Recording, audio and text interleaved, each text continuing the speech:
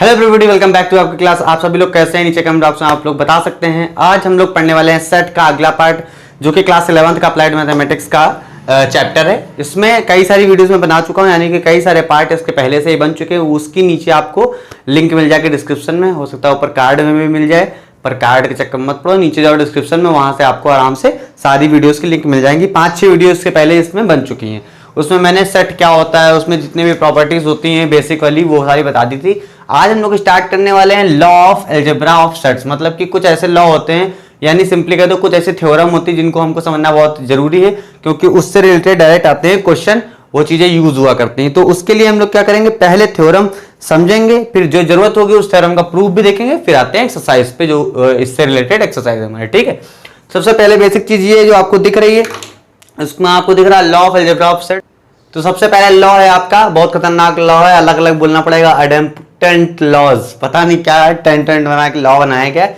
देखो इसमें कुछ नहीं होता है, बोला गया कि अगर दो सेट हैं जो कि सेम है, मतलब कि एक सेट है मान लो आपका ए, तो अगर इसका इसी के साथ यूनियन ले लिया जाए तो भाई दोनों में एक ही चीज तो है, तो इक्वल टू आएगा ए। इंटरसेक्शन भी ले लोगे, दोनों में कॉमन भी वही है, तब भी ए आएगा। तो ये बहुत बेसिक चीज, इसमें कुछ नहीं फर्क पड़ता। आइडेंटिटी लॉज में ये बोला गया कि अगर एक सेट है उसका यूनियन ले लो एक नल सेट के साथ, मतलब कि उसमें कुछ है ही नहीं, तो आंसर आएगा ए, जाहिर सी बात है। और साथ साथ बोला गया अगर इंटरसेक्शन ले लो बड़े से बड़े सेट, यानी कि यूनिवर्सल सेट से। यूनिवर्सल सेट क्या होता है? जिसमें सारे सेट मौजूद होते हैं एक कैटेगरी के हिसाब से, एक कॉन्टेक्स्ट के हिसाब से। ठीक, तो अगर आप इंटरसेक्शन लोगे तो कॉमन तो मैक्सिमम वही मिलेगा ना, जो आपके पास छोटा वाला होगा, तब भी ए आएगा। तो इसको बोलते हैं आइडेंटिटी लॉ। ठीक, थर्ड हमारा है कम्यूटेटिव लॉज। कम्यूटेटिव में क्या होता है कि ए यूनियन बी करो या बी यूनियन ए करो, आपको पता है। इसी तरह इंटरसेक्शन में भी है। एसोसिएटिव लॉ, ये सारी चीजें आप बहुत बार पढ़ चुके होंगे। ए यूनियन बी निकालो, फिर उसका यूनियन सी के साथ निकालो, या फिर बी यूनियन सी निकालो, उसका यूनियन ए के साथ निकालो। तो ये सारी चीजें एक ही तरीके की हैं, इनको आप नोट आउट करने के चक्कर में मत पड़िए। अगर आप चाहते हैं तो स्क्रीनशॉट ले लो, बाद में कर लेना। ठीक है, इसमें कुछ ऐसा टफ नहीं है जो उसको आप समझो। आगे आते हैं, जैसे ये बात बोली गई ना कम्यूटेटिव और ये एसोसिएटिव, इसको प्रूव कैसे करा जाएगा वो उसको आते हैं।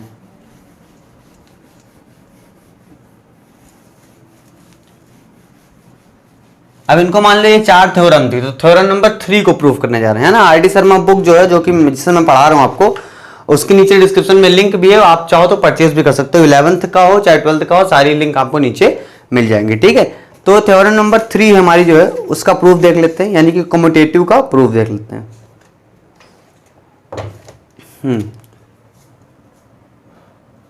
Proof of commutative laws. देखो दो लॉ थे, एक यूनियन के लिए, एक इंटरसेक्शन के लिए। तो एक मैं बता दूंगा, बाकी आपको आइडिया हो जाएगा, आप खुद कर लेना आप। ठीक है, तो देखो क्या था, सबसे पहले बोला था उसने कि A union B is equal to B union A, साथ ही साथ में A intersection B is equal to B intersection A. ये दोनों का प्रूफ करना है आपको। ठीक, तो आप उठाएंगे हम लोग, किधर से भी ले लो, प्रूफ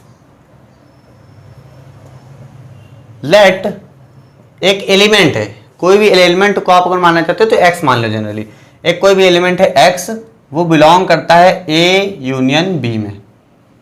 ए यूनियन बी आपने ले लिया एक प्रकार से, तो ऐसे नहीं प्रूफ होगा ना, कुछ एलिमेंट मान के प्रूफ करेंगे। तो पहला स्टेप ये हो गया कि एक एलिमेंट है जो कि ए यूनियन बी में था। It implies that x belongs to, कौन सा रियोरिया लेके आ गया भैया, 2 मंजिला घर बनवाने जा रहा, बिलोंग्स टू ए। और यूनियन का मतलब अगर कहीं पे लिखा हो, क्या यार, चलो x belongs to A, union का मतलब होता है और। ठीक है, यूनियन का मतलब जनरली होता है और इंटरसेक्शन का मतलब होता है एंड, कॉमन होता है तब, है ना। और x बिलोंग्स टू b, इसका मतलब ये निकल के आया। अब यहां पे कह रहा है x बिलोंग करेगा या फिर a में या फिर b में, तो आप ऐसे भी तो कर सकते हो, x बिलोंग करेगा या फिर b में या फिर a में, लिखने का तरीका है। ठीक है, तो जब x belongs to a union b को आप लिखते थे a और b, तो b और a को क्या लिखोगे, जस्ट अपोजिट लिख दोगे, x belongs to b union a। ठीक है, इतना हो गया। ये इक्वेशन 1 मान लो, और इसको लिखते कैसे, यहां पे एक चीज दिखा दूं मैं, a union b is subset of b union a। ठीक, A union B, A union B जो हमारा है वो अल्टीमेटली आया तो बी यूनियन ए ही। अब हो सकता है भाई देखो एक्स इसमें भी था एक्स इसमें भी था, तो हो सकता है ए यूनियन बी सबसेट हो, पर दोनों बराबर दिख रहे हैं, हम बोलेंगे प्रॉपर सबसेट। प्रॉपर सबसेट होता है जिसमें इक्वल ना लगाओ, इसमें इक्वल कर देंगे क्योंकि दोनों इक्वल हो सकते हैं, बी यूनियन ए। तो इस तरह की चीज को प्रूव करने के लिए एक चीज ध्यान रखिएगा, यहाँ पे थोड़ा सा आपको लग रहा है अजीब चीजें हो रही, ये प्रूफ कर तो दिया गया पर ऐसे नहीं प्रूफ होता। प्रूफ होगा ऐसे, ये माना आपने यहां तक आए, फिर आप बोलोगे ए यूनियन बी, इसका मतलब सबसेट है बी यूनियन ए का, और इसको आप इक्वेशन नंबर 1 मान लोगे। ठीक, फिर सिमिलरली आप बोलोगे y या x कुछ भी मान लो, x बिलोंग्स टू, अब तो डायरेक्ट लिख देते हैं पर यहां पर मैं बता दे रहा हूं, b यूनियन a। ठीक, यानी कि x या फिर बिलोंग करेगा b में या फिर a में। अब उल्टा लिख दो, a या b, इसका मतलब क्या हो गया, x belongs to a union b। ठीक, यहां पे आप इंप्लाइज दैट का साइन रहता रहेगा। यहां से क्या पता चल गया कि b union a implies that b union a is subset of a union b।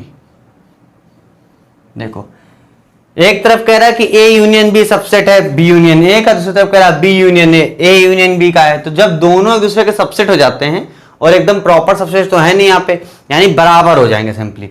जब भी ये पता चल जाए कि ये इसका सबसेट है और अपोजिट भी है, तो आप ऐसे बोल सकते हो सीधे सीधे, that means a union b और b union a are same thing.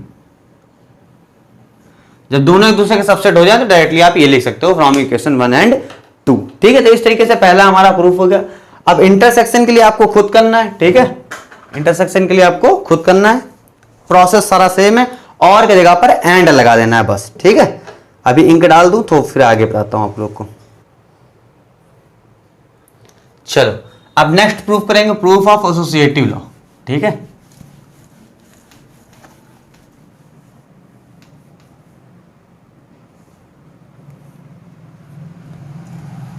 Proof of associative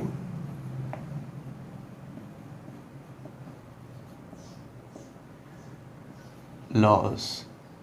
associative laws क्या थे, A union B union C is equal to A union B union C, और इंटरसेक्शन के लिए भी यही चीज है ना, A intersection B intersection C is equal to A intersection B intersection C. ये दोनों आपको प्रूफ करने हैं, तो पहला मैं करके दिखा देता हूं आपको। ठीक है, सेम काम करना है यहां पे। लेट, पहले के लिए आ रहा हूं, ठीक है, x belongs to A union B union C. ठीक है, अब क्या कहोगे आप, x belongs to A union B और x बिलोंग्स टू सी। समझ गया कैसे, ये अलग यूनियन वो अलग, इसमें फिर यूनियन है, फिर इसको तोड़ दो, x बिलोंग्स टू a और x बिलोंग्स टू b और x बिलोंग्स टू c। ये अपना ऐसे दिख रहा अलग से, ठीक है, वो अलग था। तो अब इसको आप लिख सकते हो x बिलोंग्स टू a और x बिलोंग्स टू b और x belongs to c। It implies that, आप चाहो तो आप क्या कर लो भाई, तीनों में और है ही है, तो आप चाहो तो b और c में ब्रैकेट लगा दो ऐसे, तो आपको क्या दिख गया, x belongs to a union b union c दिख गया ऐसा। और आपको यही चीज प्रूव करना था, पर ये एक तरफ का प्रूफ हुआ, तो इससे यहां पे आप क्या बोल सकते हो कि भाई जो ऊपर था a union b union c, ये वाला सबसेट है a union b union c का। ठीक, ये हो गया आपकी इक्वेशन नंबर 1। ठीक है, तो इसी तरीके से आप सेकंड पार्ट को भी कर देना और दोनों हो जाएंगे इक्वल, फिर ये सेकंड वाला आपके लिए होमवर्क में हो जाएगा। ठीक है, सेकंड पार्ट आप जान लीजिए कैसे आएगा, सिमिलरली करके लिख देता हूं मैं, a union B union C is subset of A union B union C A union B का। ठीक है, ये हो गया question number 2। From 1 and 2 A union B union C is equal to A union B union C. ठीक है, ये आपका प्रूफ हो जाएगा। ठीक, तो इस तरीके से दोनों को हम लोगों ने प्रूफ कर लिया। अब आते हैं नेक्स्ट, ये हमारी थ्योरम नंबर 5 है। देखो अभी तक हम लोगों ने 4 चीजें पढ़ी थी, दो और तीसरा चौथे का मैंने यहाँ पे आपको प्रूफ भी करके दिखा दिया।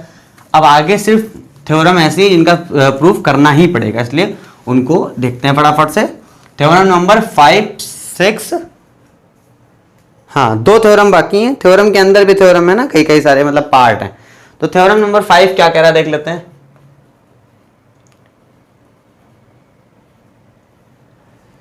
कह रहा A union B intersection C, A union B intersection C is equal to A union B, A union B intersection A union C, यही कह रहा है।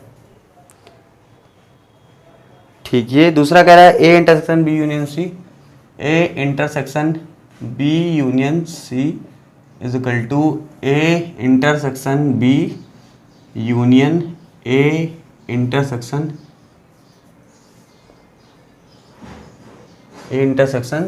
सी, A intersection B union A intersection C. ये दोनों आपको प्रूफ करने हैं। ठीक है, चलो इसको देखते हैं कैसे करेंगे। एक मैं आपको कर दूंगा, 2 अलग अलग हैं थ्योरम के, 2 पार्ट हैं, एक ये है सिमिलरली एक ये है। तो एक मैं कर दूंगा, एक आप खुद कर लीजिएगा, है ना। तो प्रूफ पे आते हैं। Proof of 1, let x belongs to, एक को उठाओ पहले, A union B intersection C. ठीक, तो तरीका हमारा वही है, x belongs to A, union है मतलब और, x belongs to B intersection C. ठीक है, इसके बाद x बिलोंग्स टू ए और x belongs to B, intersection है तो एंड हो जाएगा। x बिलोंग्स टू क्या हो जाएगा आपका, c, ये अलग है आपका, ब्रैकेट लगाते हैं जनरली लोग, आप भी लगाइए। इतना हो गया। अब देखिए कह रहा कि x बिलोंग्स टू ए और x belongs to B, similarly x belongs to A, और अब इसको कैसे तोड़ सकते हो आप, ऐसे लिख सकते हो x बिलोंग्स टू ए और तो है ही दोनों के लिए, तो एंड और x बिलोंग्स टू बी, ये और इसके लिए भी है इसके लिए भी है। ठीक, तो x बिलोंग्स टू ए हो गया और x बिलोंग्स टू बी हो गया। अब बीच में एंड है तो एंड लिख दो, फिर x बिलोंग्स टू ए और x बिलोंग्स टू लास्ट वाले के लिए। ठीक है, समझ पा रहे हो कैसे किया, यही चीज इंपॉर्टेंट थी यहाँ पे। अब हो गया x बिलोंग्स टू ए और बी, यानी ए यूनियन बी। ठीक, एंड मतलब इंटरसेक्शन लिख लेते हैं पहले भी यहाँ पे, x belongs to A union C. ठीक है, इतना हो गया, ये अलग हो गया ये अलग हो गया, मान लो कुछ देर के लिए, या फिर इसको ऐसे लिख सकते थे। अब हो गया x belongs to A union B, and का जगह इंटरसेक्शन ए यूनियन सी। अब आप देखो आपका आंसर सेम आ गया, पर ये भी एक चीज फॉलो हुई। तो आप यहां पे बोलोगे that means A union B intersection C, जो पहले लेते हो आप, इज अ सबसेट ऑफ जो आया होता है। ठीक है, A union B intersection A union C. ठीक है, कोई भी चीज ऐसे दिक्कत तो नहीं हो रही होगी इसमें। ये हो गया आपका इक्वेशन नंबर 1। अब आप उधर से स्टार्ट करो, इसी तरीके से सेम तरीके से प्रूव करके लाओगे। तो मैं सिमिलरली तो नहीं लिख सकता क्योंकि यहाँ पे सिमिलर तो है नहीं, है ना। तो ये काम करते हैं, उसको भी प्रूफ करके दिखाते हैं। ठीक है, ये तो आप समझिएगा, एक तरफ का प्रूफ हो गया।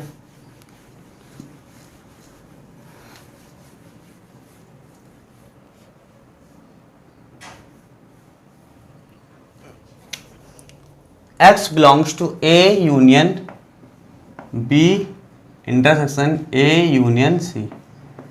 ठीक, हमको ए एक पास लाना है, बी और सी अलग पड़ा रहेगा। चलो, यानी x belongs to A union B and x belongs to A union C.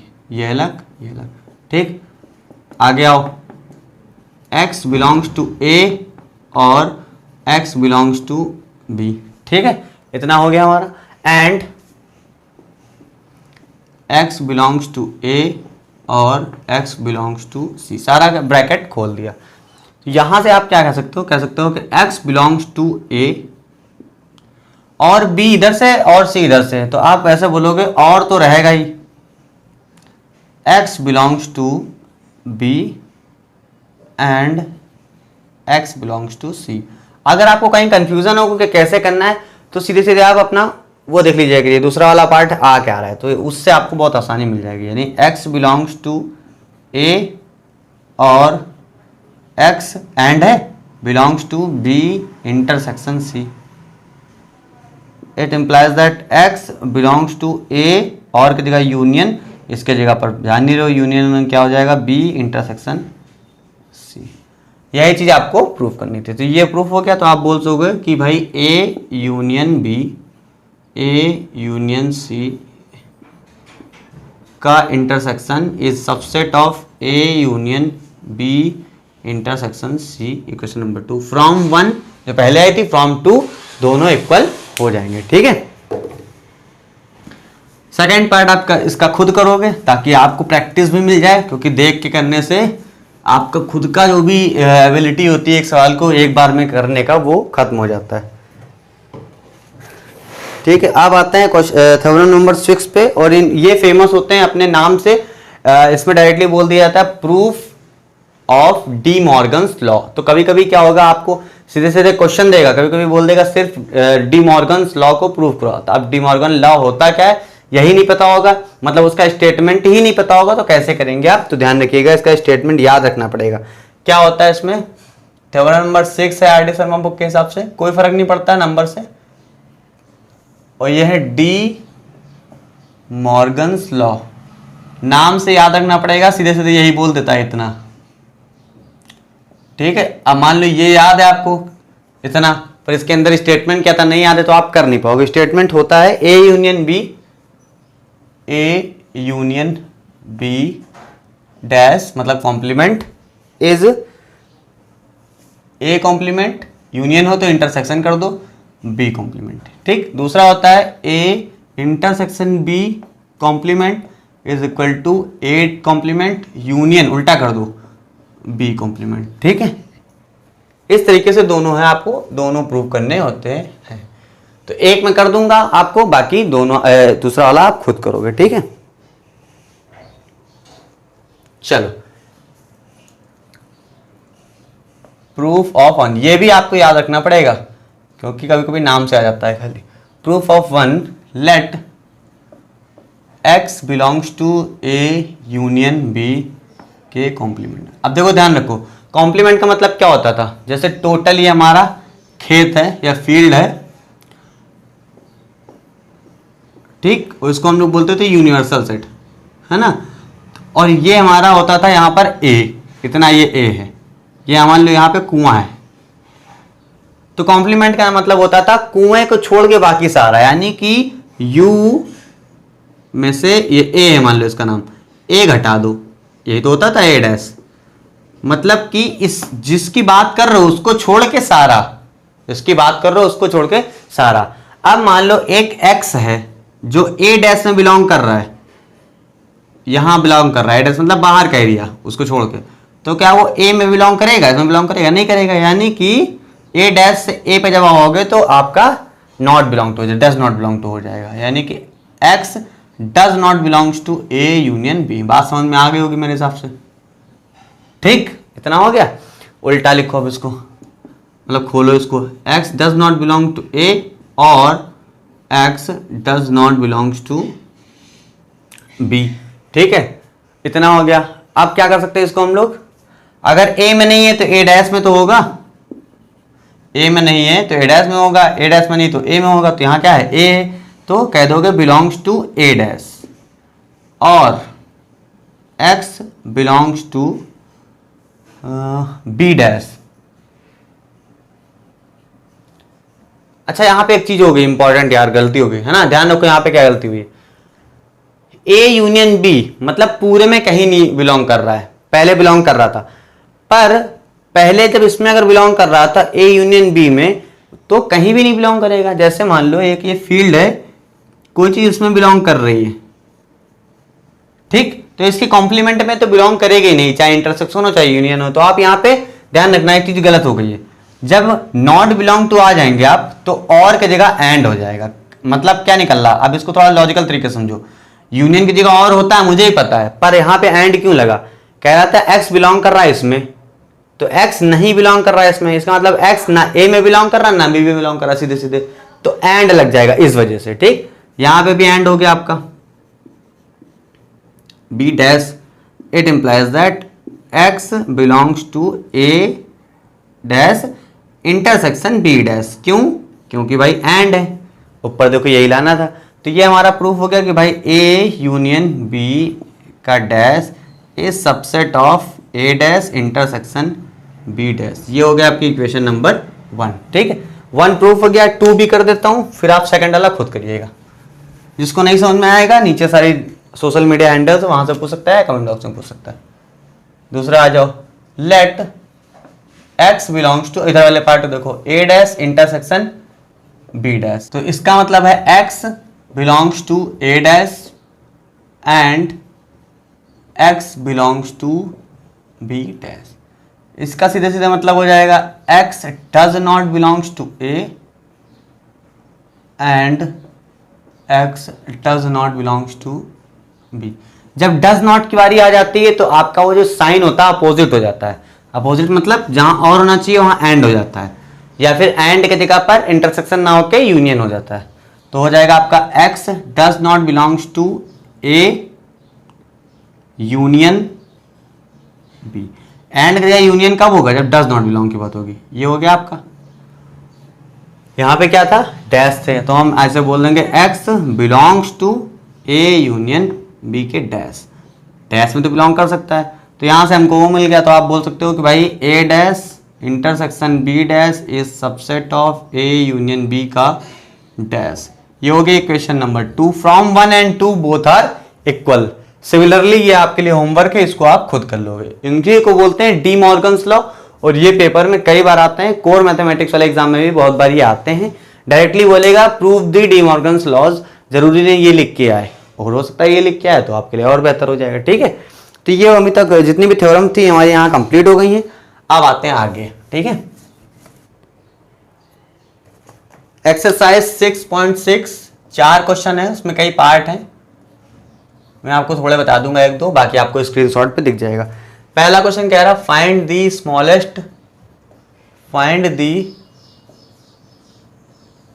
Smallest set A if A union 1 2 is equal to 1 2 3 5 9 1 2 3 5 9। ये क्वेश्चन है, कह रहे A बताइए कितना आएगा और स्मॉलेस्ट बताइए। स्मॉलेस्ट वर्ड का बहुत अहमियत है यहाँ पे, ठीक है। देखो कैसे भाई, एक सेट A हो दूसरा सेट हो B, ठीक, तो A यूनियन B A से बड़ा भी हो सकता है, B से बड़ा भी हो सकता है, A के बराबर भी हो सकता है, B के बराबर भी हो सकता है। कहने का मतलब क्या है भाई, देखो अगर हमारा A होता 1 2 3 4 5 और B होता 1 2, तो A यूनियन B क्या आएगा, A यूनियन B आएगा हमारा 1 2 3 4 5 जो कि A के बराबर है। तो A यूनियन B आपका बड़ा से बड़ा क्या हो सकता है, जो बड़ा वाला सेट है, और छोटे से छोटा क्या हो सकता है, जो सिर्फ दूसरे वाले में अवेलेबल हो। मतलब कि अगर यहाँ पे हम स्मॉलेस्ट सेट की बात करें,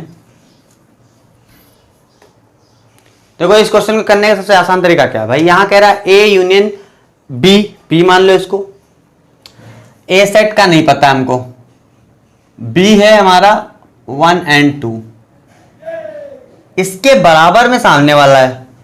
भाई देखो बराबर में है, इसका मतलब क्या, बी तो हमारा 1 और 2 फिक्स है, ये तो चेंज होना नहीं है। ए में कहीं ना कहीं 1 होना चाहिए, 2 होना चाहिए, 3 होना चाहिए, 5 होना चाहिए, 9 होना चाहिए। उसका यूनियन करोगे 1 और 2 के साथ, उसका यूनियन करोगे 1 और 2 के साथ, तो आंसर आएगा 1 2 3 5 9। यही हमारा उधर प्रूव करना था। अब सही से देखो, उसने क्या बोला, स्मॉलेस्ट सेट चाहिए। तो हम क्या करते हैं, अगर इसमें से 1 गायब कर दें तब भी देखो भी इन दोनों की यूनियन क्या आएगा, 1 2 3 5 9, तब भी वही आ रहा। अगर हम 2 गायब कर दें इनमें से, अब भी देखो 1 2 3 5 9 का यूनियन आ जाएगा 1 2 3 5 9। अब 3 जैसे हटाओगे तो नहीं मिलेगा, 1 2 3 है, 3 चाहिए हमको। इसका मतलब जो सेट ए है वो बड़े से बड़ा तो हो सकता है, जो बिगेस्ट वाला बनेगा उसका वो बनेगा 1 2 3 5 9, और स्मॉलेस्ट वाला बनेगा 3 5 9, और होने को ये हो सकता था 2 3 5 9, पर स्मॉलेस्ट वाला कौन सा है, 3 5 9 वाला। तो ए की वैल्यू यहां से कितनी हो गई, 3 5 9। बड़े से बड़ा पूछता तो जो बी की वैल्यू थी पूरी पूरी उधर वाली 1 2 5, ये हो गया आपका आंसर। ठीक है, नेक्स्ट क्वेश्चन की तरफ मूव करते हैं हम लोग अब थोड़ा। अगर यहां पे स्मॉलेस्ट ना बोलता तो आपकी 3 पॉसिबिलिटी थी। ठीक है, question number 2, A is equal to 1 2 4 5 1 2 4 5, B is equal to 2 3 5 6 2 3 5 6, और सी की वैल्यू है 5 4 5 6 7। ये 3 आपके सेट हैं जिनमें 4 4 एलिमेंट है। ठीक, उसके बाद बहुत सारे क्वेश्चन पूछे गए, बहुत ज्यादा। ठीक है, जैसे पहला क्वेश्चन आपको स्क्रीन पे उधर दिख जाएगा, क्वेश्चन बहुत सारे दिख रहे होंगे आपको, है ना। देखिए पहला क्वेश्चन है A union B intersection C is equal to A union B. चलो इसको करके देख लेते हैं। पहला हमारा था A union B intersection C, ऐसा है, is equal to A union B intersection A union C, ये है। प्रूव करना दोनों को बराबर, भाई प्रूव कर देते हैं। इसको पहले उठाते हैं, ये हमारा क्या है, LHS। LHS is equal to A union B intersection C. तो पहले बी इंटरसेक्शन सी निकाल लेते हैं। बी इंटरसेक्शन सी इज, दोनों में कॉमन देखो क्या है, 2 नहीं है, 3 नहीं है, 4 नहीं है, 5 है, 5 और 6 कॉमन है, लिख लो 5 एंड 6 इज कॉमन। अब हमको चाहिए A union B intersection C, यानी कि ए में और B union B intersection C में जितना भी है सब लिख दो। तो ए का तो पूरा लिख जाएगा हमारा 1 2 4 5, और B union greater than intersection C में आपका एक्स्ट्रा क्या है, 6 है, तो ये लिख दो। ये बन गया आपका पहला LHS बन गया। RHS उतारोगे तो RHS में देखो क्या क्या है, 2 चीजें हैं, ए यूनियन बी, फिर उसका इंटरसेक्शन है ए यूनियन सी। तो पहले ए यूनियन बी देख लो कितना आएगा, भाई ए यूनियन बी, दोनों में जितना है सब लिख डालो, 1 2 3 4 5 6, 1 2 3 4 5 6, 1 2 3 4 5 6। ठीक है, ए यूनियन बी हो गया। अब ए यूनियन सी चाहिए हमको, 1 2 4 5 6 7, 1 2 4 5 6 7, ये बन गए आपके दोनों सेट। अब इनका चाहिए इंटरसेक्शन। इंटरसेक्शन मतलब कॉमन। कॉमन क्या क्या है, 1 2 कॉमन है, 1 2 कॉमन है, 4 common 4 common, 5 common 5 common, 6 common 6 common. इसका मतलब हमारा कॉमन जो आएगा वो आ जाएगा 1 2 4 5 6, 1 2 4 5 6, इक्वेशन नंबर 1 2 4 5 6 पहला वाला LHS आया, RHS भी आया 1 2 4 5 6, यानी कि दोनों हमारे हो गए इक्वल। तो इस तरीके से जितने भी क्वेश्चन है आपको कर लेने। मैं इसमें से जो टफ क्वेश्चन है वो बताने जा रहा हूं आपको। जितने भी स्क्रीनशॉट पे आपको दिख रहे हैं, जो मैं करा रहा हूं वो ठीक है, उसके अलावा जो नहीं कराया है वो आपको खुद करना है। सेकंड आपको करना है, थर्ड आपको करना है, फोर्थ, चलो फोर्थ एक करा देता हूं मैं आपको। कह रहा है A minus B union C is equal to A minus B intersection A minus C. ठीक है, ये है। सबसे पहले हमको बी यूनियन सी चाहिए, तो बी यूनियन सी, एलएचएस पे है भी हम लोग, है ना। बी यूनियन सी तो लिख लो सारा, 2 3 4 5 6 7, ये हो गया आपका बी यूनियन सी। अब A minus B union C चाहिए हमको, A minus B union C, यानी ए में जो जो है वो लिख दो, पर वो बी यूनियन सी में नहीं होना चाहिए। ए में 1 है, इसमें नहीं है तो लिख दो 1, इसमें 2 है पर इसमें नहीं लिखो, 4 है 4 है नहीं लिखो, 5 है 5 है नहीं लिखो, यानी सिर्फ आ गया 1, सिर्फ और सिर्फ 1 आ गया। अब आते हैं आरएचएस पे। ठीक है, आरएचएस में हमारा क्या था, ए माइनस, ये इसको लिख लो इक्वेशन नंबर 1 टाइप से, ए माइनस बी, यानी ए में ऐसी चीज जो बी में ना हो लिख डालो। ए बी 1 लिख सकते हो, 2 2 है 3 लिख सकते हो, 4 4 लिख दो, 5 मत लिखना, और 6 भी नहीं लिख सकते हो। क्यों? क्योंकि 6 दूसरे वाले में, हमको ए वाला चाहिए खाली। ये हो गया। और ए माइनस सी चाहिए हम लोग को, ए माइनस सी, ए वाला जो सी में ना हो। 1 लिख दो, 2 लिख दो, 4 मत लिखो, 5 मत लिखो, तो 1 एंड 2 खाली हो जाएगा। ठीक है, फिर क्या बोला, दोनों का इंटरसेक्शन निकालो। भाई इन दोनों का इंटरसेक्शन मतलब इन दोनों में कॉमन क्या है, 1 2 3 4 क्या है, सिर्फ 1 है, तो 1 लिख दो ऐसे यहाँ पे, मैं पूरा पूरा नहीं लिख रहा हूँ। ठीक, ये क्वेश्चन नंबर 2 हो गई। दोनों देखिए आया सेट 1, दोनों क्या हो गए आपके, इक्वल हो गए। तो इस तरीके से आप इनको प्रूव कर सकते हैं। अगला देखते हैं जो थोड़ा सा टफ हो, 9th या 8th में एक है जो डेल्टा इसमें बना, वो उसको बता देता हूँ मैं। हाँ 6 है, 9 नहीं, 6th क्वेश्चन है आपका, ए इंटरसेक्शन बी डेल्टा या del C is equal to A intersection B delta A intersection C.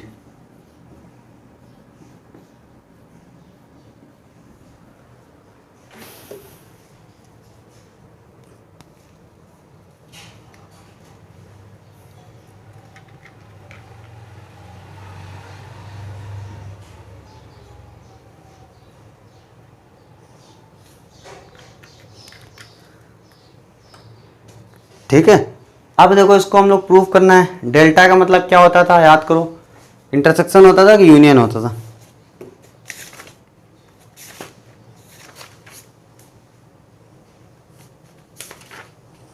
Union, A union A minus B union.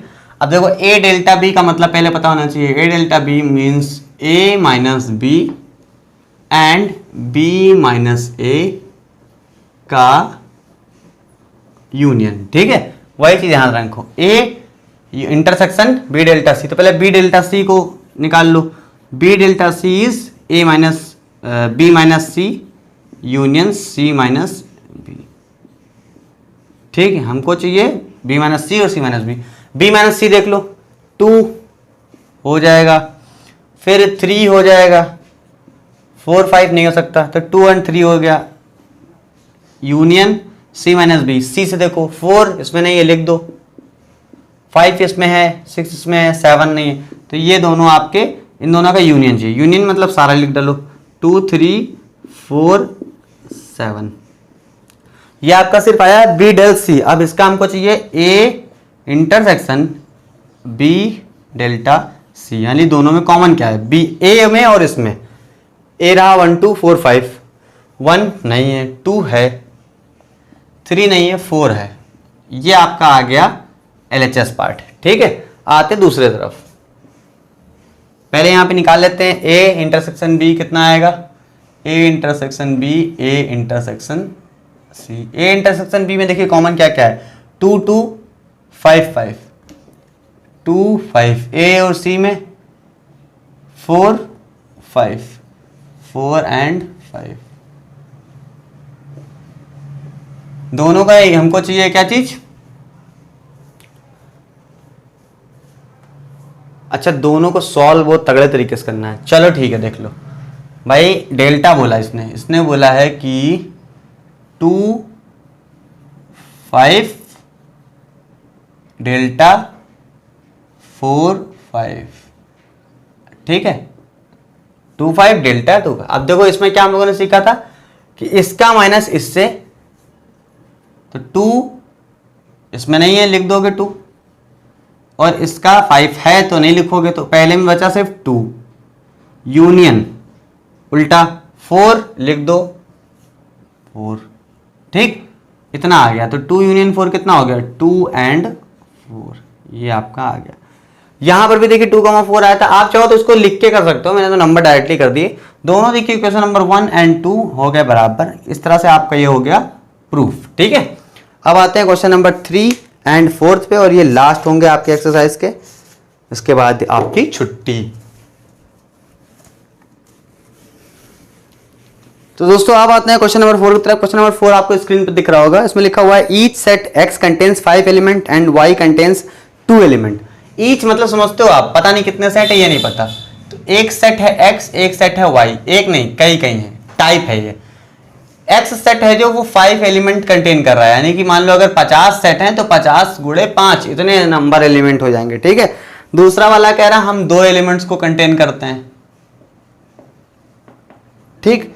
फिर इसके बोला गया है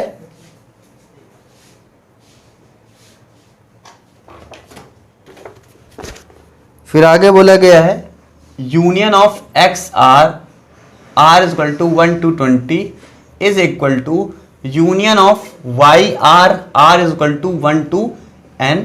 इसको s के बराबर मान लिया गया, आप इसको ऐसे लिख सकते हो, ठीक है।